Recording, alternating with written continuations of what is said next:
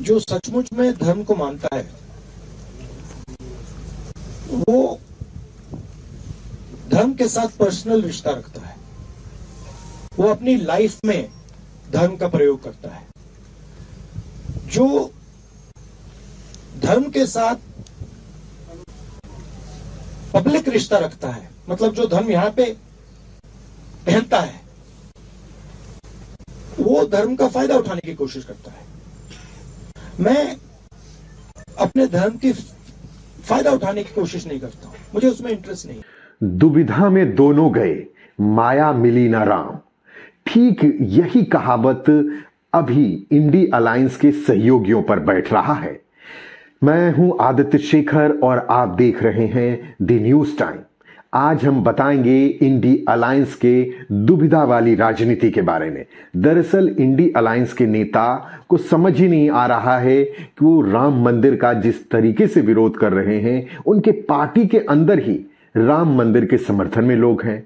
कांग्रेस के कुछ ऐसे बड़े नेता हैं जो राम मंदिर तक जाने की बात करते हैं और राम को आराध्य मानते हैं, लेकिन कांग्रेस के शीर्ष नेतृत्व को यह बात समझ नहीं आ रही है। जहां राहुल कह रहे हैं कि वो शिवधाम जाएंगे, तो वहीं ममता बनर्जी, जिन्हें राम से तो परहेज है, लेकिन वो काली मंदिर जाएंगी कलकत्ता का। ठीक उसी तरीके से अरविंद केजरीवाल 22 जनवरी के प्राण प्रतिष्ठा कार्यक्रम में शामिल नहीं हो रहे हैं, लेकिन वो कह रहे हैं अपने वार्ड पार्षदों से और अपने स्थानीय नेता से कि हर वार्ड में वो सुंदरकांड का पाठ करें। कांग्रेस के एक नेता हैं जो कह रहे हैं कि वहां राम मूर्ति की जगह गोड़िया रखा गया था। अजीब अजीब तरह के कांग्रेस पार्टी के तरफ से बयान आ रहा है। ऐसा ना हो कि ये बैकफायर कर जाए और कांग्रेस को इसका नुकसान 2024 में हो जाए। अगर ये कहा जाए कि राम से दूरी और मंदिर जाना मजबूरी, तो ये गलत नहीं होगा, क्योंकि जिस तरीके के स्टैंड ले रहे हैं ये नेता, अब सारे नेता मंदिर के चक्कर लगाने की बात कर रहे हैं, लेकिन राम मंदिर के प्राण प्रतिष्ठा कार्यक्रम में नहीं जाएंगे। कांग्रेस शंकराचार्य का आड़ लेते हुए बीजेपी पर हमला कर रही है और प्रधानमंत्री मोदी को प्राण प्रतिष्ठा में शामिल होने पर सवाल खड़े कर रही है।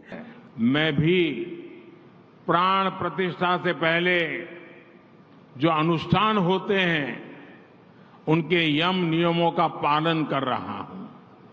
बीते दिनों मुझे अनेक मंदिरों में दर्शन और वहां सफाई करने का सौभाग्य मिला। लेकिन सनातन का विरोध करना कांग्रेस को आगामी लोकसभा चुनाव में भारी पड़ जाएगा और कांग्रेस को पता नहीं ये बात समझ क्यों नहीं आ रही है। राम लला हम आएंगे, मंदिर वहीं बनाएंगे, वहीं मतलब बाबरी मस्जिद जहां खड़ी हुई है वहीं मंदिर बनाएंगे।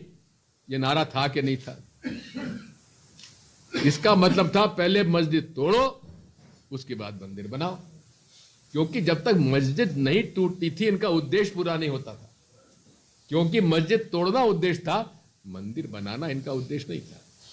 आप एक क्षेत्रीय पार्टी नहीं है और कहीं ना कहीं आपको पूरे देश को एक साथ लेकर चलने की जो आप बात करते हैं उसमें हिंदू भी है, और हिंदू के जो आराध्य हैं, अगर आप उसकी उपेक्षा करेंगे या उस पर सवाल खड़े करेंगे तो ये नुकसानदेह होगा और कांग्रेस को ये बात समय रहते समझ जानी चाहिए। वहीं अखिलेश यादव की बात करें तो उन्होंने 22 जनवरी के न्योता को तो ठुकराया, लेकिन उन्होंने कहा कि यह कार्यक्रम प्राण प्रतिष्ठा का संपन्न होने के बाद वो पूरे परिवार के साथ अयोध्या के राम मंदिर जाएंगे और भगवान का दर्शन करेंगे। कांग्रेस की एक बड़ी सहयोगी लालू यादव जो हैं वो भी मंदिर के प्राण प्रतिष्ठा कार्यक्रम में नहीं जा रहे हैं और उनके सुपुत्र जो हैं बड़े वाले, वो कृष्ण के बड़े भक्त हैं, तेज प्रताप यादव, और अक्सर आप उन्हें राधा बनते कभी देखेंगे तो कभी शिव बनते हुए देखेंगे। लेकिन उन्होंने कहा, जब उनसे पत्रकारों ने सवाल किया कि आप जा रहे हैं कि नहीं, चूंकि आप तो भगवान को बड़े मानते हैं, तो उनका जवाब था कि राम उनके सपने में आए थे कि मेरे प्राण प्रतिष्ठा कार्यक्रम में नहीं आना, और उन्हें भगवान राम ने मना किया है वहां आने से।